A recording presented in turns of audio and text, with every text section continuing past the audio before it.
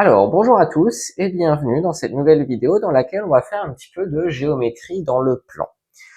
Et l'objectif de cette vidéo, ça va être de voir un petit peu comment est-ce qu'on peut déterminer un vecteur directeur d'une droite. Et il va y avoir plusieurs méthodes et une méthode sera plus adaptée que les autres en fonction des informations qui sont données dans l'énoncé. Et puis donc, en termes de terminologie, j'insiste bien, c'est de trouver un vecteur d'une droite, parce que pour une droite donnée, il existe une infinité de vecteurs directeurs qui sont collinéaires. Donc l'idée, ça va être d'en trouver un, et généralement en avoir un, ça suffit. Et donc le premier cas de figure, ça va être si par exemple on nous donne deux points qui appartiennent à cette droite. Donc là ici, on va dire par exemple que on a deux points, A de coordonnées 3, 1, et puis B de coordonnées -1, -2. Et bien là, pour trouver un vecteur directeur de cette droite, c'est assez simple parce que le vecteur AB lui-même est un vecteur directeur de la droite AB.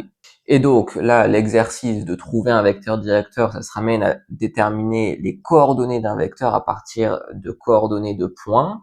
Donc là, la formule, c'est de soustraire les coordonnées des deux points en commençant par le deuxième. Donc on fait -1, -3, ça donne -4. Et puis -2, -1, ça donne -3.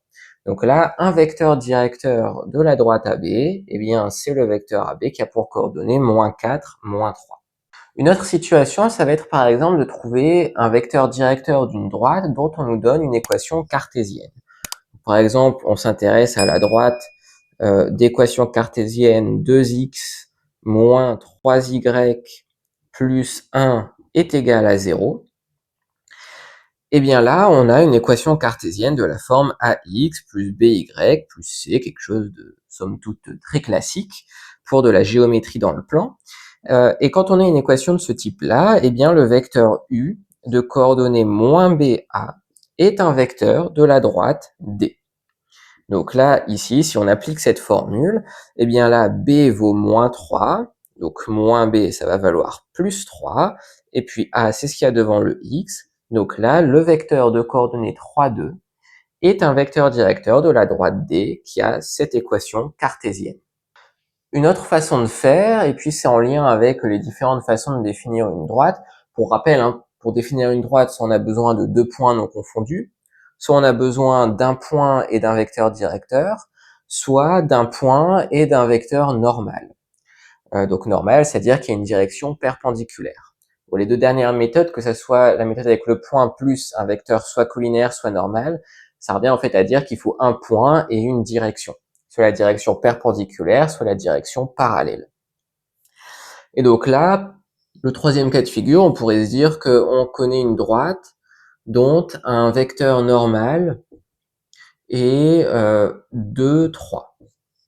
Eh bien, si on cherche un vecteur directeur de cette droite, on sait que U scalaire n, ça doit être égal à 0, parce que les deux vecteurs doivent être orthogonaux. Si l'un est un vecteur directeur et l'autre un vecteur normal à une même droite, les deux vecteurs sont orthogonaux, donc leur produit scalaire est égal à 0. Donc là, ici, il s'agit en fait de trouver n'importe quel vecteur dont le produit scalaire avec n est égal à 0.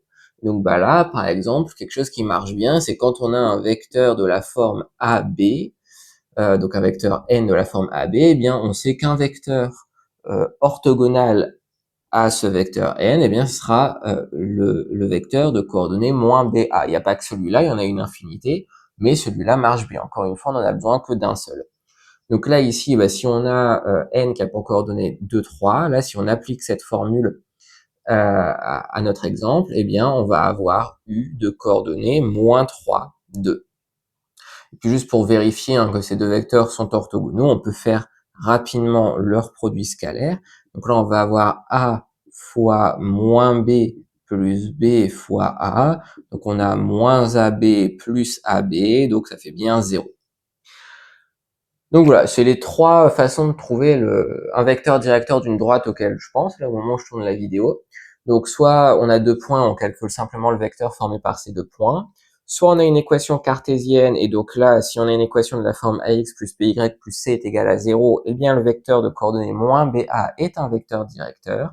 Et puis si on nous donne les coordonnées d'un vecteur normal à la droite, eh bien il suffit de prendre un vecteur qui est orthogonal au vecteur normal. Et puis dans ce cas-là, si le vecteur normal a pour coordonnées AB, eh bien un vecteur qui marchera bien, ce sera le vecteur de coordonnées moins BA. Donc voilà, c'est les trois méthodes principales auxquelles il faut penser. Et puis donc on utilise l'une ou l'autre en fonction des informations qu'on a à disposition. Ça semble assez évident. Donc on va pouvoir s'arrêter là pour cette vidéo. J'espère qu'elle vous aura été utile d'une manière ou d'une autre. Si c'est le cas, vous pouvez laisser un j'aime et puis vous abonner à la chaîne. Et je vous dis à très vite pour de prochaines vidéos.